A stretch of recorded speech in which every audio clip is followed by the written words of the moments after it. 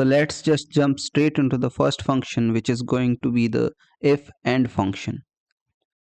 First of all, we have these peoples here and they have set in 2 exams, and in order for them to pass the whole assessment they need to score 70 or above for both the exams.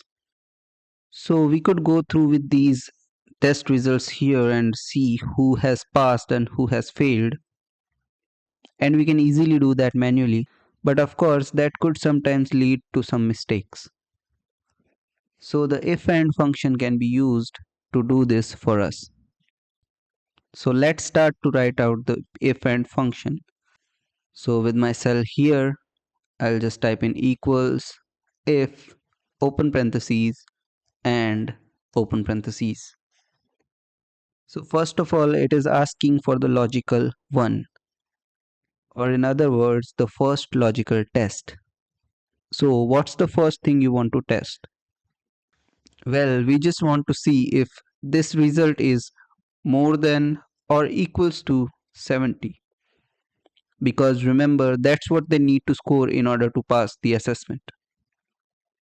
And then I put my comma in and move on to the logical 2, or in other words, the second logical test.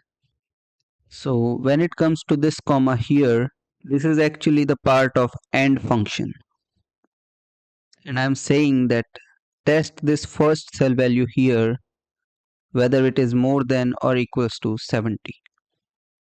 And with this comma, I'm saying and test this second result here, whether it is equals to or more than 70. And I can just close this off with the closed bracket or a closed parentheses. Now my comma will go in. Now it is asking me value if true. Now what I can do is I can just type in true here, or I can just type in my own message that I want back, and that I can do with a double quotes. I want my result as pass if the value is true, and I'll put in a comma, and now it is asking me value if false. So basically it is asking me that if the score of these 2 exams is not more than 70, then what answer do you want? And if I type in false here, it will just give me back the answer false, but I want my customized message or customized result, so I'll just type in fail here, and that too will be in the double quotes. So I'll type in double quotes, type in fail here, double quotes again, and I'll just close this off with a closed parentheses. Now I can just press enter and see if the person Bob has passed the assessment or failed. So I'll just press enter here. And now for the other results, I can just click, hold and drag this down the column to see which person has passed the assessment and which person has failed. Remember one thing, that if you want this customized message or customized result, you need to put it in a double quotes, because if I try to put this message here without a double quotes, you'll see that it will give me back an error. So if I just remove my double quotes here and if I just press enter, you can see that there is an error. So make sure that the result you want should be in double quotes. So I'll just put it in double quotes once again, double quotes and double quotes. Now I'll press enter. Now what you can do is you can just use conditional formatting for this fail and this pass here. So to do that, just select the cell here, go to conditional formatting, highlight cell rules, click on equals to. Now type in here fail, and as you can see that the cell has been highlighted with the light red fill or light red fill with dark red text. If you want, you can just keep this, or what you can do is you can just click on this drop down here, comes to custom format, comes to fill, and you can select the color red here. And now if you click OK, you can see that the cell is filled in with the red color. Now if you click OK here and just drag it down the column, you can see that the result fail is filled in with red color. And now I'll do the same with the pass here. I'll go to conditional formatting, highlight cells, equals to, I'll type in pass, click on this drop down here, custom format. I'll select color green for that and I'll click OK, OK once again, and I'll just drag it down the column, and you can see that the color of pass has been changed to green. And we can see that Sarah and William has passed the assessment. Okay, so this was the first example of if and function. And if you just scroll a bit down, we have another example here, and I'm not going to write this out, but the only difference with this particular if and function is if I just double click on it, you can see I am actually referencing these two cells here within the logical test. So the first cell is being tested is this cell here, and I'm seeing if it's less than or equal to the cell value here. So that's within this logical test here.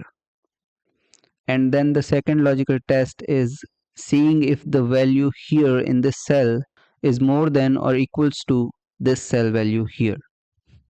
And you can see that here. And once again, because it is an if and function, if both the sides are true, what answer do I want written to me? Well, that's going to be this answer here, target hit.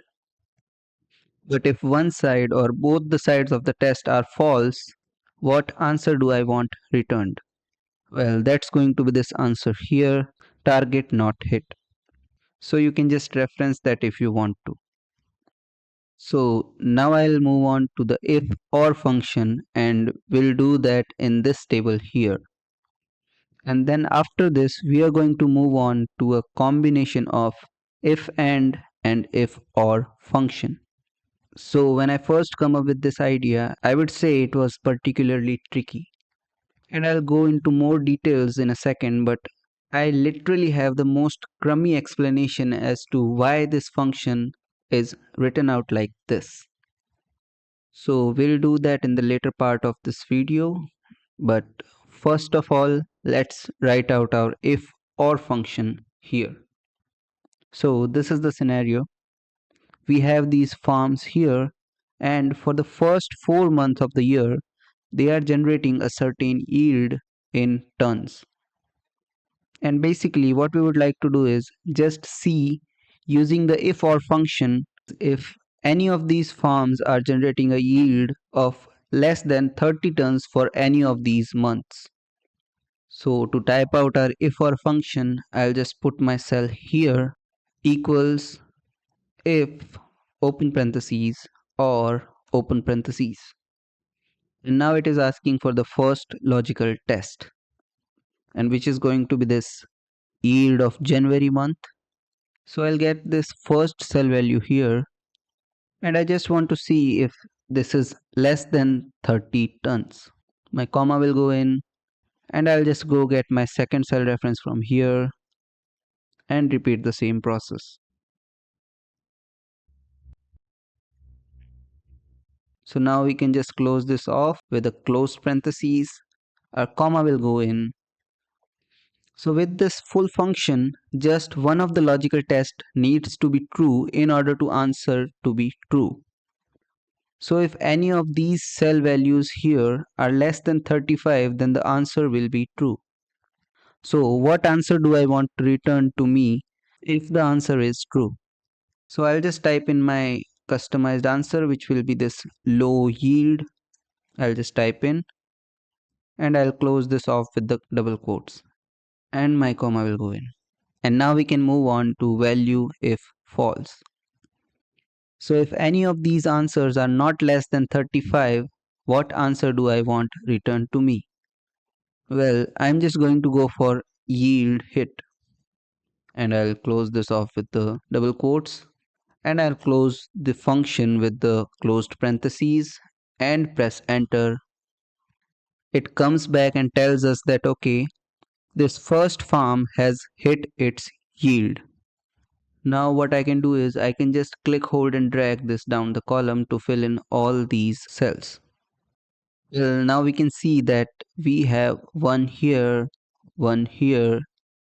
here and here. They have all hit their target. So now that you know what the if and if or function is all about, quite possibly this text will start to make sense. So now we are going to move on to a combination of if and function and if or function. As you can see that I have already written it out and I have selected it here, and you can see it in the formula bar.